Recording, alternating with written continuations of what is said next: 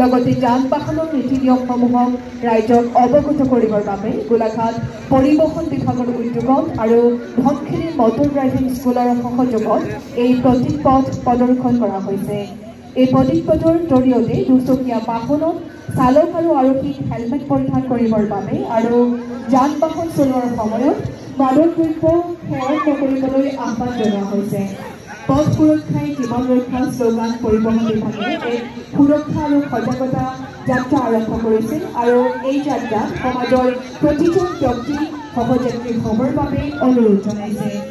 জীৱন বৰ অনুপম বাণীৰে এই অনুপম জীৱনটো যেন কোনেও এটা সামান্য ভুলৰ বাবে শেষ কৰি নিদিয়ে এই প্ৰতিশ্ৰুতি আৰু সংকল্পৰে আজি এই ৭৬ সংখ্যক গণতন্ত্ৰ দিৱসৰ পবিত্ৰ ক্ষণত সকলোকে প্ৰতিজ্ঞাবদ্ধ হ'বৰ বাবে এই প্ৰতীক পথ প্ৰদৰ্শন কৰিছে।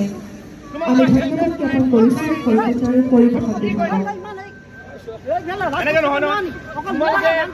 তোমালোকে হেলমেট নিপিন্ধাকে আহিছে আৰু ৰাতিপুৱা টেটু কৰিলেকে অকণমান দি আহিছা। এই ছোৱালীজনী তুমি চিন্তা কৰাচোন, আজি যদি এই ছোৱালীজনী ঠাইত তোমাৰ ঘৰৰ ছোৱালী এজনী হ'ল তেতিয়া কি কৰিলাহেঁতেন? এনেকে নাপায় নহয়। তোমালোকে এই টেটু কৰিলেকে চুপাই আহিছা হেলমেট নিপিন্ধাকে। এই বলা বলা এই সোনকালে ক'বলৈ লৈ যোৱা ব্যৱস্থা কৰা বুজিছা।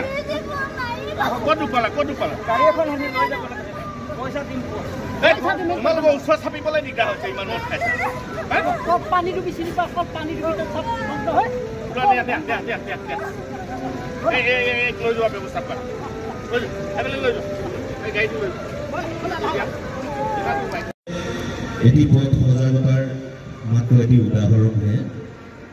এনেধৰণৰ আচলতে বহু হাজাৰ ঘটনাই আমাক দৈনন্দিন আমাৰ বহু আত্মীয়ক আমি হেৰুৱাওঁ। গতিকে এনেধৰণৰ যাতে ঘটনা অনাগত দিনসমূহত যাতে সংঘটিত নহয় তাৰ বাবে আমি আচলতে সকলোৱে নিজে নিজে সজাগ হ'ব লাগিব।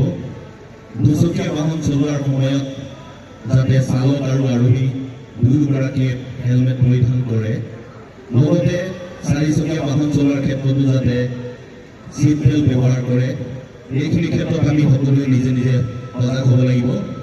যিহেতু এনেধৰণে আমি দৈনন্দিন বহুতো ঘটনাৰ ফলত আমি আমাৰ আত্মীয়ক হেৰুৱাবলগীয়া হৈছে। গতিকে অনাগত দিনসমূহত যাতে এনেধৰণৰ ঘটনা সংঘটিত নহয় তাৰ প্ৰতি আমি সকলোৱে সজাগ হ'ব লাগিব। গতিকে আমি সকলোৱে আজি সংকল্প লওঁ, আহক ৰজাঘৰীয়া প্ৰজাঘৰীয়া কৰিব লাগিব বল, জিকিব লাগিব পথ ৰক্ষাৰ ৰণ। ধন্যবাদ।